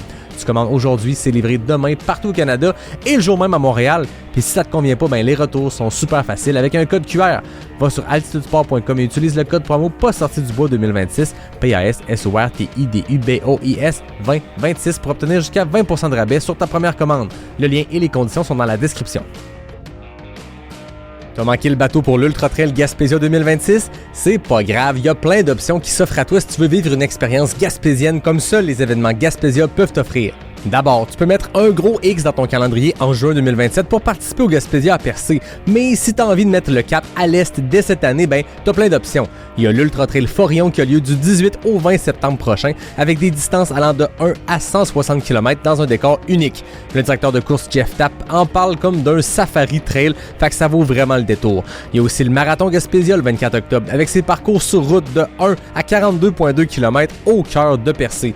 Et puis, il y a le petit nouveau pour les adeptes d'aventure sur 2 roues, le Gravel Odyssey Gaspésia du 4 au 6 septembre prochain, qui va emmener les cyclistes sur 3 jours d'aventure entre mer et montagne au cœur de la Haute-Gaspésie. Donc, pour choisir ton prochain défi gaspésien, rendez-vous sur le gaspésia.org. De retour à l'épisode 279 après 7 heures de geekage sur nos favoris masculins. Et là, c'est l'heure des prédictions. Puis, ça me permet de revenir sur les résultats de l'an passé parce que j'ai appliqué le même calcul des points qu'on fait avec Nico Fréret dans nos prédictions UTMB. Donc, 1 point quand on mentionne un athlète, mais pas à la bonne position. Et 5 points quand on est pile sur la bonne position. Et l'année passée, ça a été rough parce qu'il n'y a que toi qui a nommé une seule athlète qui est amenée à la bonne position. Et c'est quand tu as prédit Fusao Xiang 2e. Sinon, le reste, côté masculin, j'en avais 4 sur 5 quand même qui ont fait des points. Dans ton cas, tu en avais 3, mais au final, t'avais mis Kilian, Daniel Jones, Caleb Olson, pas dans le bon ordre. J'avais mis les mêmes plus Seth Ruling. Malheureusement, on était très loin. Personne n'avait mis Caleb gagnant. Par contre, l'année passée, tu l'as remporté. 10 points total sur tes prédictions, 6 pour moi. Et là, cette année, on a décidé de mettre un peu de piquant. La personne qui va gagner les prédictions le 27 juin prochain devra imposer une conséquence à l'autre à faire pendant le QMT Live. Ah là là! À suivre. Je vais me lancer dans les prédictions. Tu as commencé tantôt pour les femmes, fait que je vais y aller. Vas-y. Francesco Pupi, je ne l'ai pas mis. Dans ma tête, Dans ma tête, c'est ça. Il y a trop de facteurs. C'est comme un des favoris, clairement, avec son parcours, mais on dirait que je le vois pas que ça clique cette année, ça. Fait que je l'ai éliminé. Puis moi, celui qui m'a causé le plus de casse-tête, c'est Kylian. Dont on a parlé, c'est le premier dont on a parlé plus tôt, mais je sais pas où le placer. Tu sais, Kylian, une bonne journée, il gagne. C'est la seule personne peut-être qui peut vraiment réellement détrôner Jim. Et en même temps, il y a beaucoup de trucs qui jouent. Puis je pense que c'est ça qu'il veut, Kylian. Il veut que ça joue dans la tête. Il veut pas jouer dans ma tête à moi. Il veut jouer surtout dans la tête de ses compétiteurs. Mais son TFL m'inquiète, ce qui fait que je l'ai mis 7e. Je l'essaye là. Je sais pas pourquoi. Je sais pas qu'est-ce que ça vaut. C'était impossible pour moi de ne pas mettre Kylian dans le top 10 parce que Kylian, c'est Kylian. Puis s'il y a quelqu'un qui peut avoir de la misère à descendre des escaliers, avoir un TFL abîmé et quand même gagner, c'est Kylian. Mais en même temps, je l'ai mis 7e. Je sais pas ce que ça vaut. Fait que je commence 10e place, j'ai mis Zach Miller. Comme je te dis, moi je le vois sur un projet 2-3 ans. Là, il revient de Canyons, il a tout donné à Canyons. Gros finish serré avec Eden Hawk. Je pense qu'il a brûlé quelques cartouches, puis c'est tôt. C'est son baptême de la Western. Il a beaucoup d'expérience, mais je suis pas sûr que Zach, c'est son année. Par contre, c'est un projet sur quelques années, donc il sera de retour l'an prochain. J'ai mis Daniel Jones 9e. Ça montre à quel point le peloton est puissant quand un gars comme Daniel Jones, que je mettais premier l'an passé dans mes prédictions, là, il est 9e. Encore là, même chose. 8e, Adam Peterman. 7e, Kylian Jornet. 2 anciens champions que je ne mets même pas dans le top 5. J'ai gardé mes coups de cœur, comment je disais, mes crushs, mes geek crushs, je les ai gardés pour ce qui suit. Écoute ça. 6e, Canyon Woodward. 5e, Will Murray. 4e, Aiden Hawks. Et là, on entre dans le podium. Jeff Mogavedo. 3e. Hans Troyer, je mets 2e. Et j'ai vraiment, honnêtement, hésité à le mettre premier devant Jim. Okay. Et je me suis dit, non, ça se peut pas. Jim n'aurait pas accepté la bébé controverse qui a suivi son dossard sponsor s'il n'était pas hors de tout doute qu'il peut l'emporter. OK. Dans ma tête, Jim est encore dans son prime. Puis j'ai eu une réflexion, puis j'ai failli enlever Jim et Kylian, même de mon top 10, enlever Peterman. Dans ma tête, il y a un moment dans un futur très proche où on va voir nos idoles de jeunesse de trail devenir des messieurs qui sont capables de suivre. Dans le sens qu'il y a un point dans pas si longtemps où la jeune génération de fin vingtaine, début trentaine sur 100 miles va arriver, puis ça va arriver à un moment donné où Jim va être sur le départ de la Western puis va finir 9e ou va faire une 14e place. Ça va arriver. Puis je commence à penser, quand je vois ce qui s'est passé avec ses blessures l'année passée, Jim, quand je vois Kylian qui a plus de misère, quand je vois François qui est sur les grosses courses, et je pense qu'il y a une page, je ne veux pas dire qu'ils se tournent parce qu'ils sont encore très jeunes, ces gars-là, puis ils vont toujours être des légendes du sport, mais il y a quand même ce moment-là où ces gars-là ne seront pas toujours dans le prime. On a commencé à les suivre, puis moi, c'est des gars dans la vingtaine, ils sont rendus dans la trentaine, même début quarantaine pour François. Il y a un moment où cette page-là va se tourner, puis je me dis qu'on n'est pas loin, mais je n'étais pas encore prêt à mettre Jim 8e. Moi, je pense que cette page-là va se tourner quand il y aura un changement de parcours. Donc, c'est ça! Fait que Jim remporte la dernière Western States sur le parcours classique qui change l'an prochain. Alors que, et selon Jim, le nouveau parcours va être plus rapide. Ouais, effectivement. Fait que c'est ça mon top 10. Et cool, c'est Jim, que Hans, Jeff. Ton top 10 est différent du mien. Ah ouais? C'est là que les points vont genre. Ça va jouer là? J'ai hâte. Ouais. Alors 10, Anthony Costales. OK. 9e, Canyon Woodward. 8e, j'ai la même réflexion que toi. Genre, moi, j'ai mis Zach parce que je pense que Zach, il a trop mis sur Canyon. Puis je pense que c'est pareil. Il veut sécuriser, il voulait y aller. Et après ça, maintenant, il veut juste sécuriser un top 10 pour après l'année prochaine avoir un build-up solide pour voir potentiellement. Avec l'expérience qu'il a, il sait, je pense, comment viser un top 5, puis worst case, être 7e. Tu sais, je pense, ou 8e, comme tu l'as mis. Tu sais, je pense que le gars a un bagage immense. Mais c'est ça, il y a tout ce qu'il faut en ce moment avec le build-up qu'il y a. Je veux dire, il y a 3 mois, il est encore sur des toitures à construire sa maison avec sa blonde. Je veux dire, Une prépa optimale. toujours sur des projets de construction pas possibles, à des heures pas possibles, sur un toit en bas à cap. En tout cas, ça, c'est Zach. Mais je fais un aparté, mais moi aussi, j'ai dit Poupie. Life Poupie explose. Donc, il n'y a pas de. Mais vous l'aurez entendu, Poupie va mener la course pour exploser. Ouais. OK. Après 7e, Dan Jones. OK. Il va encore être placé, il va encore être top 10. 6e, par contre, j'ai mis Jeff. Je pense que Jeff, tu sais, il a eu une course extrêmement solide, une saison extrêmement solide dernière parce qu'il a gagné Cape Town aussi. Ouais. Et je pense que là, le field est vraiment, vraiment solide, mais je vois que devant, ça va. Je pense que ça va aller plus vite. 5, j'ai mis Aiden. Là, je vais être très romantique du sport sur les top 5, moi. Avec une petite touche de jeunesse. Mais 5e, Aiden. 4e, Adam Pilleman. OK. 3e, ton crush, Anne Stroyer. Et là, 1-2. Moi, 1-2, je suis genre dans le sens, si les deux sont là, les deux vont deliver. Kylian va finir 2e. Et moi, je joue que ça va se jouer dans genre les 20 derniers kilos. Et Jim gagne. Ouais. Ouais. En ce moment, Kylian a de la douleur sur le plat, qu'il dit. Ah, sur le plat? Donc, sur une fin de parcours, c'est pas plat, mais ouais. Je veux dire, c'est pas en début de course, c'est pas dans la première moitié de course que Kylian, son bobo va ressortir puis va affecter sa performance. Puis je pense que Kylian a une tolérance à la douleur plus grande que toutes les autres personnes de cette liste-là, combinées ensemble. Mais je pense que il y aura pas de record de parcours pour moi là-dessus. Je pense vraiment pas.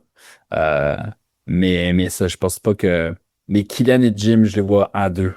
Pour l'amour du sport, puis pour le fait que genre, ça se termine là-dessus, puis qu'ils changent de parcours l'année prochaine en se disant genre, l'année dernière c'était Jim, Kylian, et le King à s'en venir, Anne Stroyer, 3e. J'adore ce scénario-là, ce film-là que tu crées où il y a une passation du flambeau, dernier parcours, Jim, Kylian, 1 et 2, puis ils pourraient tous se retrouver sur un Hard Rock, ces gars-là, parce que Jim, ça fait 10 ans qu'il s'essaye pour la loterie, qu'il n'a jamais été pigé pour la Hard Rock, mais on se rappelle que la Hard Rock a des dossards donnés par le choix du directeur de course et Jim a toujours été boudé. Jim fait du bénévolat chaque année. Kylian a 5 victoires. Imagine cette année, on a Jim 1, Kylian 2 sur la Western et l'an prochain, on les retrouve sur Hard Rock. Okay. Il y a un film en 2 parties à créer. Il y a un biopic à faire. Ouais. J'adore. Fait que les deux, on a Jim en tête. Petit rappel, juste pour conclure, tu avais sorti Abial première, Marianne deuxième, Fusao Xiang troisième. Donc le même top 3 que l'an passé, avec une petite alternance entre Marianne et Fusao. Mon côté, pour les femmes, c'est Marianne première, Fusao Xiang deuxième et Anne Flower troisième. Et toutes les autres qu'on a nommées tantôt. Donc on va surveiller ces top 10-là le jour J de la course. Comment tu as prévu vivre ta Western 2026 après avoir été sur place sur le terrain en 2025? Pour être honnête, ça va être difficile à battre. Là. J'aurais pu y être avec la job cette année, mais ça n'a pas trop fonctionné. Là. Mais c'est sûr que je vais regarder ça attentivement. Là. Souvent, ce que je fais, c'est que je regarde le départ, puis au fur et à mesure de la journée, je me fais des petits blocs de 30 minutes où je regarde. Mais c'est toujours genre Iron Far sont toujours extrêmement bons dans la retranscription sur Twitter. Les tweets, c'est malade. Ouais, moi, c'est là que je le suis. Cool. Donc, puis les lives de Dylan Bowman, ça, on aime toujours regarder ça parce que c'est toujours le fun. Mais on va suivre ça comme tous les ans. Ça va être fou. Moi, c'est la fête de 40e d'un de mes amis le soir de la Western. Moi, ça rentre tard, habituellement, là, je veux dire, avec le décalage. Fait que je m'excuse d'avance à mon ami Simon. Ça se peut qu'à ta fête, c'est un party de maison dehors, là. C'est pas, on n'est pas au resto 8 services avec le gars qui check son sel, là. Ça va être une soirée très sympathique autour du feu, probablement. Donc, je me sentirais semi-mal d'une fois par 5 minutes à rouvrir Iron Fire, juste pour être sûr. Mais c'est sûr que moi, ça va être pareil. C'est drôle, l'autre fois, je faisais un ménage de mes photos, des activités glamour de la vie, mais mon sel débordait, fait qu'il fallait que je fasse un peu de ménage. Et j'ai retrouvé des photos de la première western de mon petit Elliot. 3 mois il est couché par terre avec une espèce de truc qui jouait avec ses jeux pendant qu'il y a la western. Probablement la seule fois de sa vie qu'il a le droit d'avoir une télé, tu sais, dans sa face. Après ça, l'année suivante, on a une photo aussi de la western. L'année passée, j'étais en train de construire son nouveau lit, puis j'avais le sel. Il était pas là, j'étais dans sa chambre en train de construire son nouveau lit de grand. Puis j'avais le sel qui jouait, des souvenirs comme ça de la western. Alors, c'est toujours à suivre ça d'un œil. Il y a une western 2021. Je suis en train de déménager dans la maison où je suis ici, en plein déménagement, toujours en train de checker le sel. C'est des journées comme ça où on assume pleinement qu'on suit quelque chose. Il y a du monde qui c'est ça pour le Canadien de Montréal. Moi, c'est... Bon, on l'écoute un peu en route vers l'Ontario, mais non, c'est la Western, c'est notre Super Bowl. Là, c'est le moment de l'année. Puis nous, notre Super Bowl, il dure 18 heures. Oui, il a duré 3 heures. Fait que faut être longtemps devant ça. Fait que je rappelle que Pas sorti du bois va partager quelques stories pendant pour ceux et celles qui sont loin, qui peuvent pas être devant leur YouTube, leur feed live. Mais pour les autres, je rappelle que ça se passe sur YouTube. C'est là qu'on va suivre ça. Ça va être complètement fou. Je sais que je le répète souvent, ce terme-là, complètement fou. Mais là, avec le plateau féminin et masculin qu'on a, Marianne, qui est la seule digne représentante du Québec. Chaque année, on a des Québécois à suivre. Cette année, 0 à la pige. La seule personne qui représente le drapeau québécois, c'est Marianne. Elle va nous rendre fiers. On va être 100% derrière elle. Puis, elle va devoir nous ramener un cougar sur le territoire québécois. Il y a Rob Crowar qui a ramené quand même 2 cougars au Canada. Mais je pense qu'il vit à Flagstaff. Il est canadien, mais il vit en Arizona. Mais il y a un cougar qui doit venir ici. Puis, c'est Marianne qui va aller nous le chercher. Sinon, c'est toi les prochaines. Ouais, c'est ça. C'est ça. Je ramènerai pas un vrai cougar parce que le cougar de la victoire, genre doute. Fait que, de toute façon, tu le sais, hein, le jour que je vais être là, tu vas y être aussi. Et j'ai compris que vice-versa. Fait que des beaux trips à venir d'ici 10 ans, là, à la vitesse à laquelle on est pigé. Fait que, c'est sûr. On s'écarte, mais c'était bien le fun. Nico, merci beaucoup de cette jasette de geek en 2 parties. Pour nous, c'en était une seule en une soirée, mais les auditeurs, auditrices auront ça en 2 parties. J'espère que vous avez apprécié autant que nous, on a apprécié à le faire, à se casser la tête puis à s'écrire des textos il y a 2 jours. Fuck, qu'est-ce que je fais avec Kylian? Où je le mets? Je refreshais son Substack. Je me dis, il y a peut-être une 3e partie qui s'en vient de son blog. Il va nous dire à quel point son TFL va bien ou va mal, mais non, on ne fait pas. On sait pas. Réponse le 27. Voilà. Merci beaucoup, Nico. Merci à toi. Toujours le fun. On se reparle très bientôt dans la vie, mais aussi pour une jasette de geek avec notre ami Nicolas Fréret pour l'UTMB. Une tradition du mois d'août depuis 2021. Fait que merci Nico. Comme d'habitude, je termine en remerciant les partenaires du podcast, NAC, Noctem, qui m'a offert aujourd'hui une excellente catnip. Elle était excellente. Mox Mocktail et Café Charlevoix. Merci à David Hébert pour le design graphique, Fred Desroches pour le thème musical. Puis à tout le monde, je vous dis à très bientôt pour le prochain épisode de Pas sorti du bois, le podcast 100% Trail.